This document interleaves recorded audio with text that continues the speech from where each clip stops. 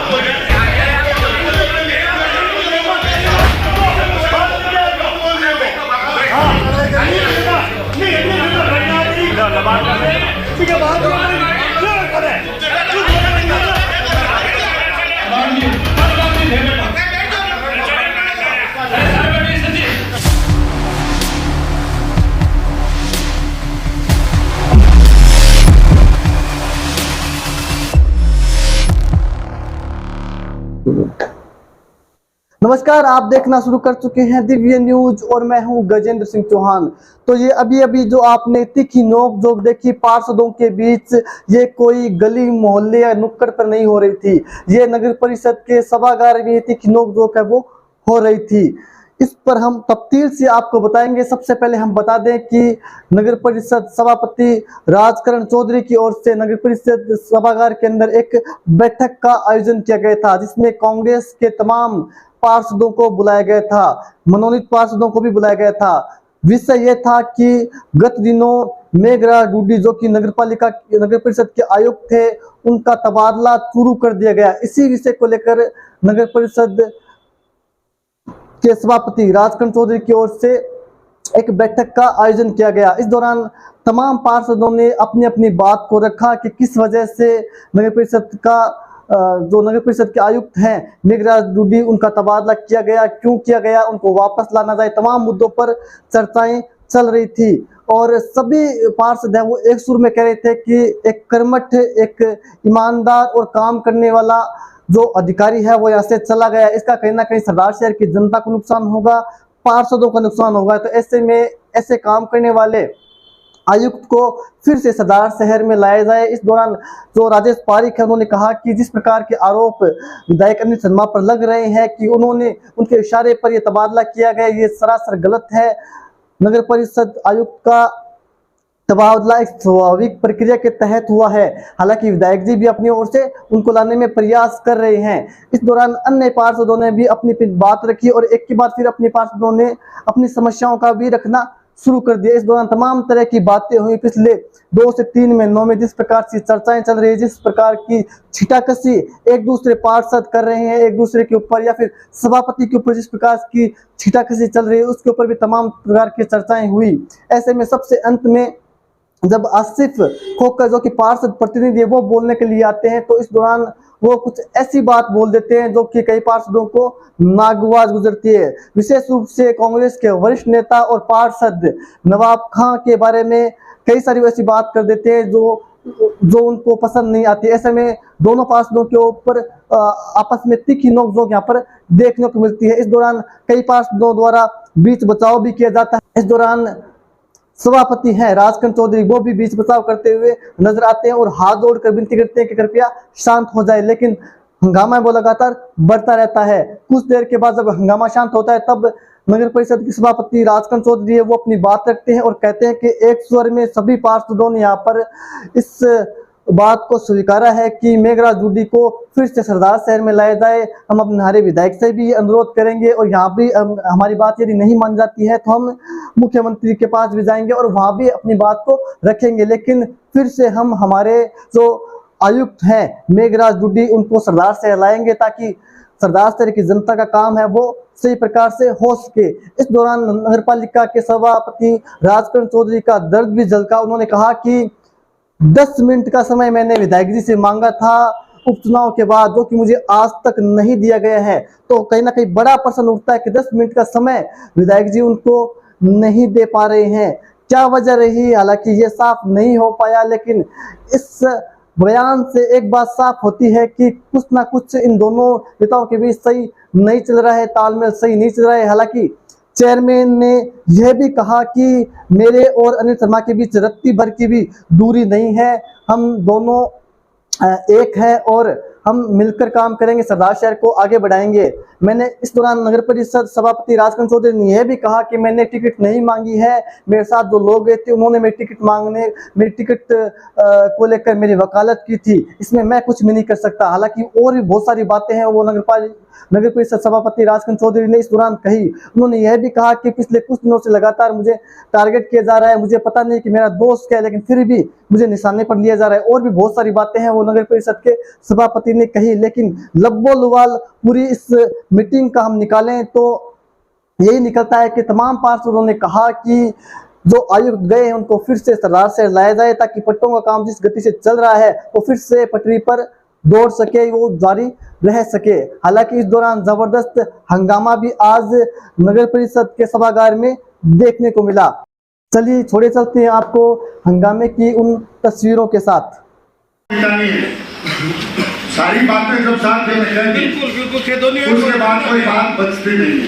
अब रही बात किसने आग लगाने का काम किया, किसने सुलझाने का काम किया, ये बातें सारी इंटरनल बातें हैं। अगर किसी प्रकार अपने खोल में लग जाए तो मेरे हिसाब से ये अपने किसी के हित में नहीं है। अगर किसी ने भी जो भी बात अगर मुद्दे को अलग रंग में ले जाने की कोशिश की तो आपको हवा देना चाह रहे हैं, जबकि बाकी के सारे साथी पार्षद इस मामले को सुलझाने करने लगे। आपको हवा मत को पानी देने का काम करो। जो भी मामला बिगड़ गया जैसे भी हो गया उस मामले को सुधारने के लिए अपनी आइडेंटिटी भेजे, नहीं कि यहाँ कोई जंग करने के लिए देना। सब समय का फेर है। मैं स्पष्ट कर दूंगा, आज तक मेरे और विधायक जी के बीच में कभी रह की तकरार नहीं हुई। आज के अब तक मामला जो चल रहा है वो क्यों चल रहा है, इसके लिए मैंने शुरू में भी कह दिया कि हर व्यक्ति को आत्ममंथन की जरूरत है। जो यहाँ बैठा है बाहर से कोई नहीं है, अपने में ही जो है अपन ये कुछ चाहते हैं, कभी कुछ हो कुछ चाहते हैं कुछ हो। एमएलए सरदार शहर विधानसभा क्षेत्र के विधायक है, हमारे चुनिंदा विधायक। हम लोगों ने झोली फैला के वोट मांगे और उनको चुनाव जीता है, इसलिए उनको मान सम्मान करना भी अपनी ड्यूटी है। लेकिन एक छोटे से सभापति को और एमएलए के बीच में दरार बांटना या दो गुट बनाना, ये मैं कतई उचित नहीं मानता। न मेरी की कैपेबिलिटी है, न मेरी की योग्यता है। लेकिन जब आपने सभापति बनाया तो विधायक महोदय के बाद में शहर में दूसरा पद सभापति का सम्मानजनक होता है, उसका सम्मान होना चाहिए। कहीं ना कहीं अगर विधायक महोदय के सम्मान पे चोट हुई है तो गलत है, और आपके द्वारा चुने गए सभापति के सम्मान पे कहीं चोट हुई है तो उसको भी आपको समझना पड़ेगा। हर व्यक्ति, मैंने शुरू में कहा, मान सम्मान और स्वाभिमान चाहता है, इसके सिवा सब हमने अपनी कमा के खाते हैं। अब इसमें मेरे को नाराज होने की कोई आवश्यकता नहीं है। आज के इस प्रोग्राम में जो मीटिंग अपने जिस मुद्दे के लिए बुलाई थी वो एजेंडा ये नहीं था जिस तरह आप इसको लेके गए हो, चाहे कोई पार्षद लेके गया। एजेंडा ये था कि जो अधिकारी महोदय का बढ़िया काम करते करते स्थानांतरण हुआ है उसको रोकना है या जाने देना है। रोकना है। प्रस्ताव मीडिया में खड़े हैं, सर्वसम्मत सभी पार्षदों ने एक मत हो गए राय दी, अपनी राय दी है।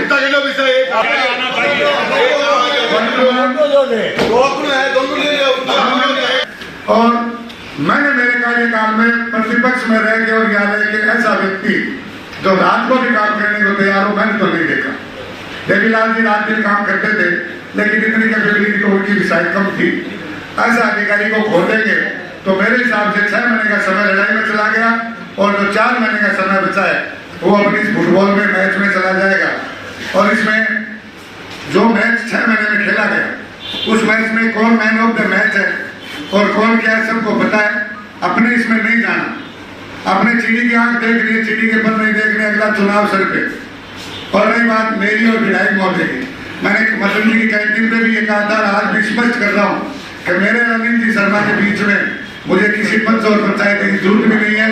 जिस दिन माहौल बनेगा और जिस दिन भगवान चाहेगा, समय चाहेगा, उस दिन वो दिन भी आएगा निश्चित। लेकिन फिलहाल इस मुद्दे को गरमाने की जरूरत नहीं, इसको ठंडा करके और आप काम में लगे।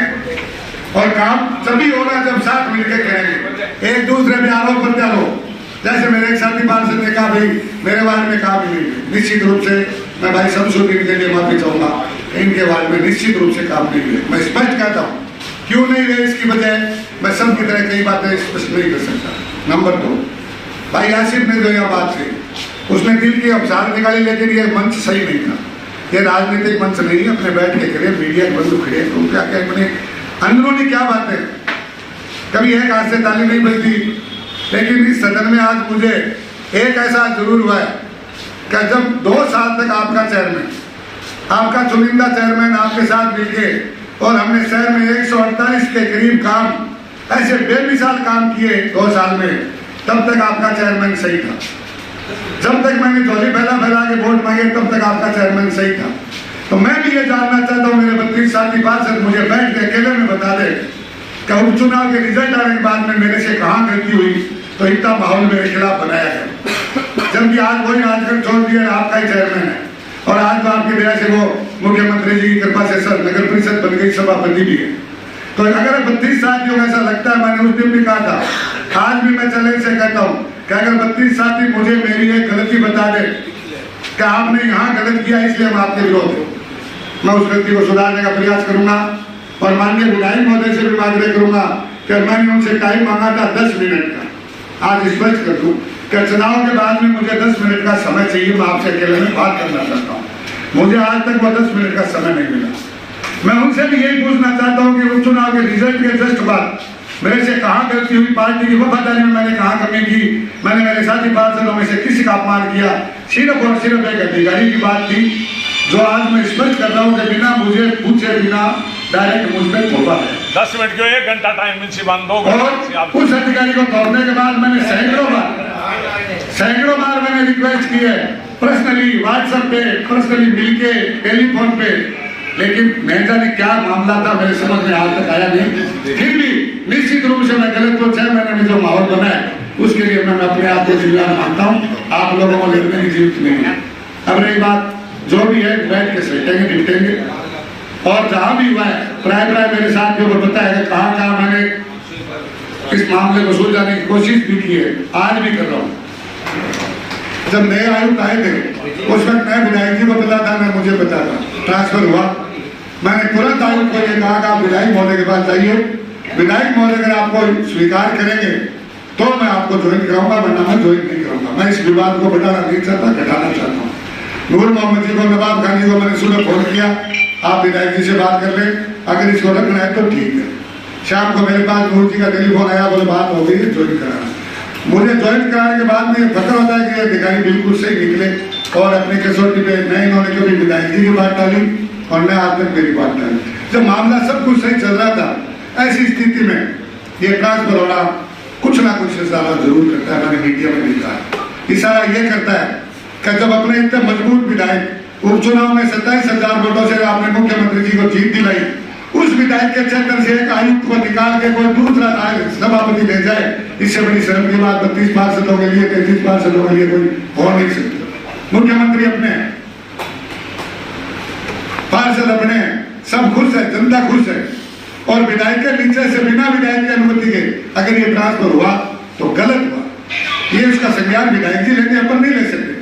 अपने एक लाइन का प्रस्ताव लेके हमने एक निर्णय लिया है, सभी साथी पार्षदों ने 2 लाइन का एक प्रस्ताव विधायक महोदय को भेजेंगे।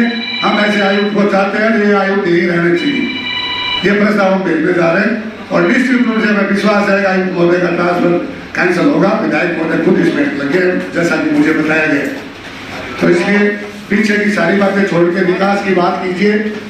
और मैं इस मन से विश्वास दिलाता हूँ मीडिया के सामने, किसी साथी पार्षद के साथ अगर भेदभाव हुआ है तो उस पीछे की बात को भूल के आके उसको सुधारने का प्रयास करेंगे। और रही बात जो आसिफ जी ने कही है, शायद हो सकता है अगले 3 दिनों में जितने भी पट्टे हमने आज तक भरे वो निश्चित रूप से सूची जारी कर देंगे। नंबर 1। नंबर 2 बात उठी कि काम कर्मचारी हमारे करते नहीं है, उसमें समस्या कहाँ आ रही है, मैं सब साथियों को समझाऊँ। 61 पार्षदों का बोर्ड है और 61 पार्षदों में भारतीय जनता पार्टी में 4 या 5 और कांग्रेस में 10 या 12 इतने ही पार्षद सक्रिय रहते हैं। और जो सक्रिय रहता है, जो फिरेगा वो चलेगा।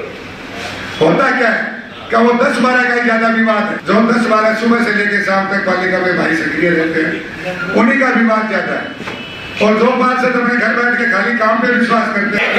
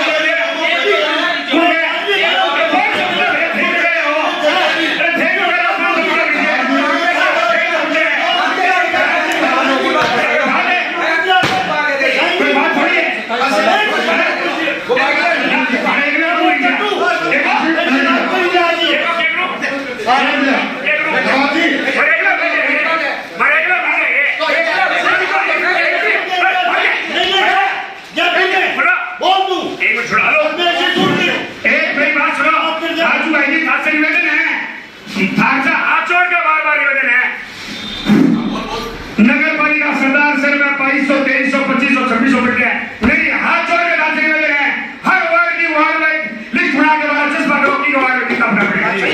चश्मा करो। अगर आसिफ बगैर एक नंबर पाई है, आसिफ बगैर आजीवन नगर पालिका सरदार से नंबर मिले, आजीवन और चले के दौरान आ जाएंगे। बोलो आजीवन नंबर मतामती करो आपकी मां का तो नहीं करना मतामती का आजीवन नंबर मुख्यमंत्री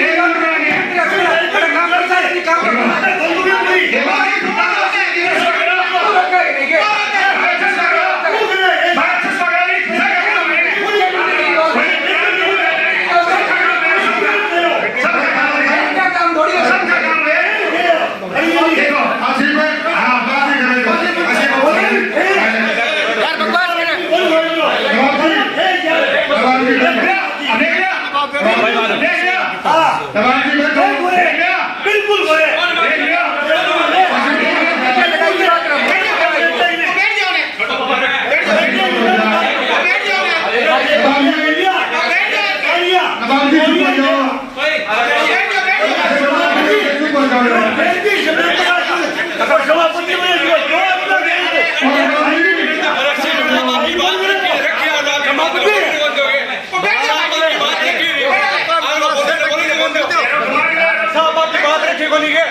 वो बोलना क्यों कर बोलेंगे साहब बोलेंगे बोलेंगे